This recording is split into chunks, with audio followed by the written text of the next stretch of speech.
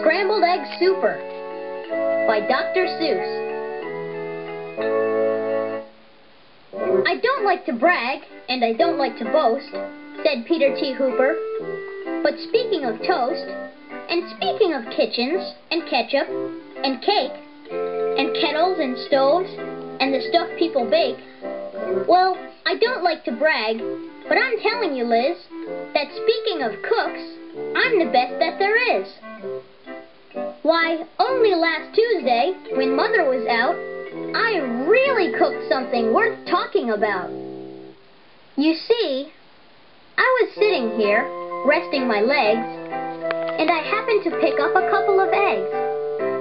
And I sort of got thinking, it's sort of a shame that scrambled eggs always taste always the same. And that's because ever since goodness knows when, they've always been made from the eggs of a hen. Just a plain common hen. What a dumb thing to use, with all of the other fine eggs you could choose.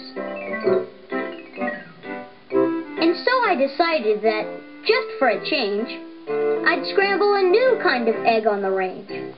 Some fine fancy eggs that no other cook cooks, like the eggs of the ruffle-necked Salamagooks.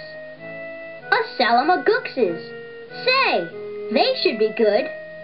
So I went out and found some, as quick as I could.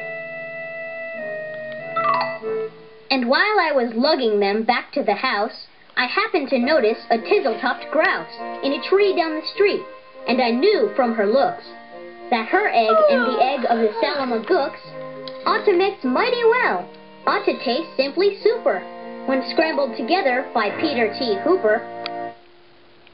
So I took those eggs home, and I frizzled them up, and I added some sugar, 2/3 of a cup, and a small pinch of pepper, and also a pound of horseradish sauce that was sitting around, and also some nuts. Then I tasted the stuff, and it tasted quite fine, but not quite fine enough.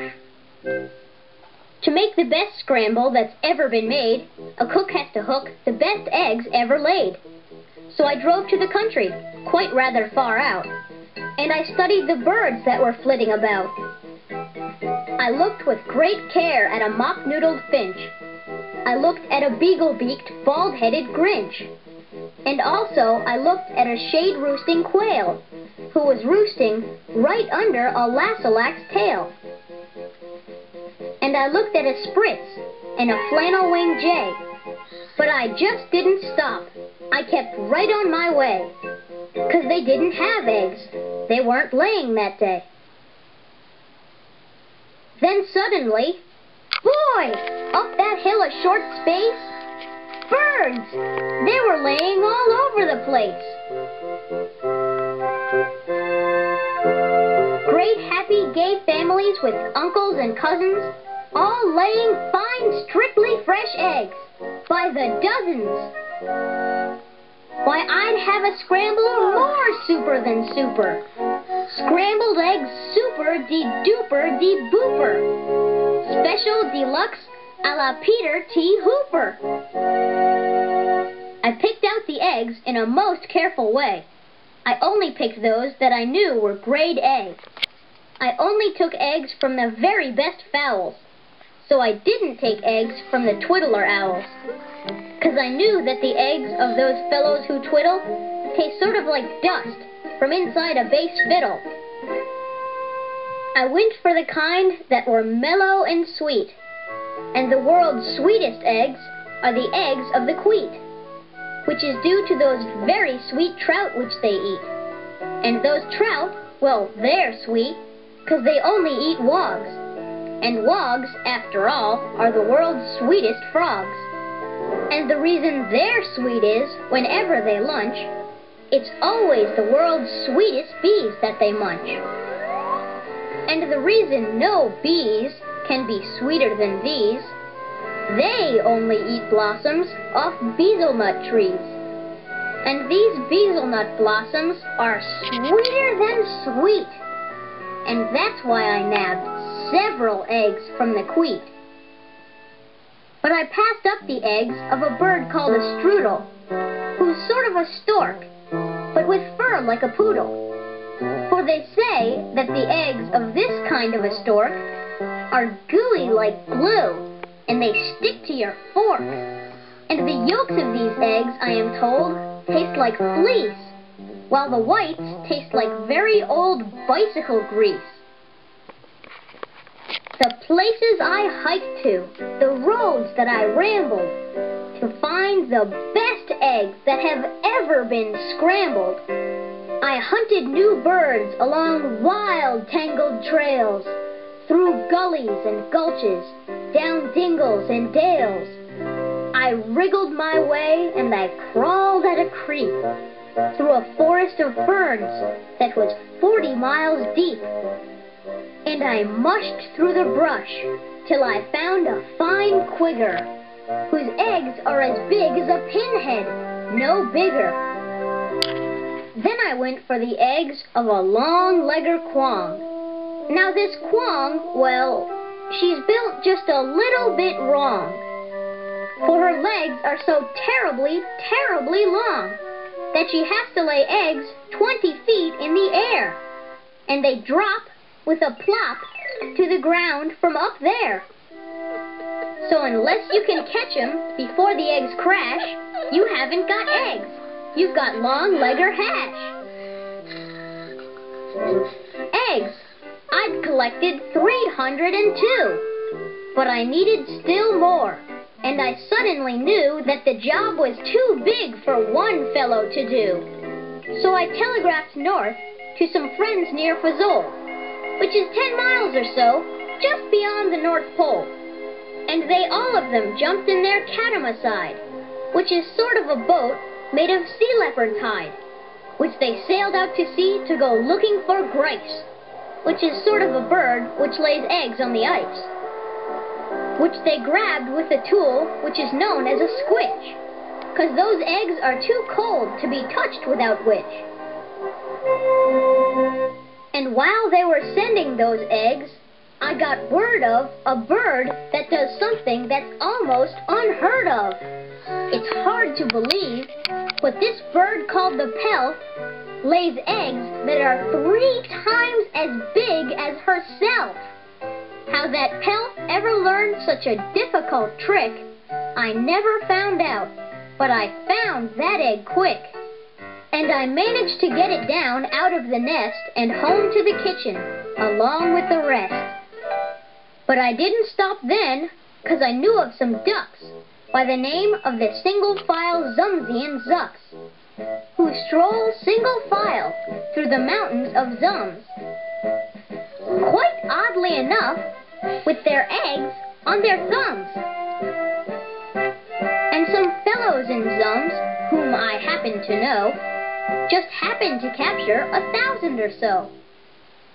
And they wrapped up their eggs and they mailed them by air, marked special delivery, handle with care.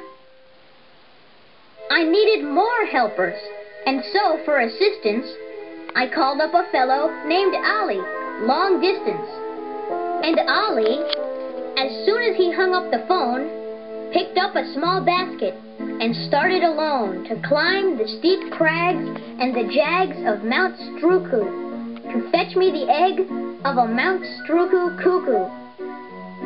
Now these Mount Struku cuckoos are rather small gals, but these Mount Struku cuckoos have lots of big pals. They dive from the skies with wild, cackling shrieks, and they jabbed at his legs, and they stabbed at his cheeks with their yammering, clamoring, hammering beaks. But Ali, brave Ali, he fought his way through, and he sent me that egg as I knew he would do, for my scrambled egg super-de-duper-de-booper, special deluxe, a la Peter T. Hooper. In the meanwhile, of course, I was keeping real busy, collecting the eggs of the 3-eyelash tizzy. They're quite hard to reach, so I wrote on the top of a hammock-a, schnimmica, schnammica, schnapp. Then I found a great flock of southwest-facing cranes, And I guess they've got something that's wrong with their brains. For this kind of a crane, when she's guarding her nest, will always stand facing precisely southwest. So to get at those eggs wasn't hard in the least. I came from behind, from precisely northeast. And I captured the egg of a grickly gractus, who lays 'em up high in a prickly cactus. Then I went for some ziffs. They're exactly like zuffs, but the ziffs live on cliffs, and the zuffs live on bluffs. And seeing how bluffs are exactly like cliffs, it's mighty hard telling the zuffs from the ziffs. But I know that the egg that I got from the bluffs, if it wasn't a ziff from the cliffs, was a zuff. Now I needed the egg of a moth-watching sneff, who's a bird who's so big she scares people to death. And this awful big bird, well, the reason they name her the moth-watching sneff is 'cause that's how they tame her. She likes watching moths, sort of quiets her mind. And while she is watching, you sneak up behind and you yank out her egg. So I got one, of course, with the help of some friends and a very fast horse. If you want to get eggs you can't buy at a store, you have to do things never thought of before. Why, to get at the egg of one very small daw, we had to pry all of one mountaintop off. Then I heard of some birds who lay eggs, if you please, that taste like the air in the holes in Swiss cheese. And they live in big Zanzibar trees. So I ordered a treeful. The job was immense, but I needed those eggs, and said hang the expense. I still needed one more, and I saved it for last. The egg of the frightful, bombastic aghast. And that bird is so mean, and that bird is so fast, that I had to escape on a Jillica Jast, a fleet-footed beast who can run like a deer, but looks sort of different. You steer him by ear. All through with the searching, all through with the looking, I had all I needed, and now for the cooking. I rushed to the kitchen, the place where I'd stacked 'em. I rolled up my sleeves, I unpacked 'em and cracked 'em, and shucked 'em and chucked 'em in 99 pans. Then I mixed in some beans, I used 55 cans. Then I mixed in some ginger, 9 prunes and 3 figs, and parsley, quite sparsely, just 22 sprigs. Then I added 6 cinnamon sticks and a clove, and my scramble was ready to go on the stove. And you know how they tasted? They tasted just like, well, they tasted exactly just like scrambled eggs, super-de-duper-de-booper, special deluxe, a la Peter T. Hooper.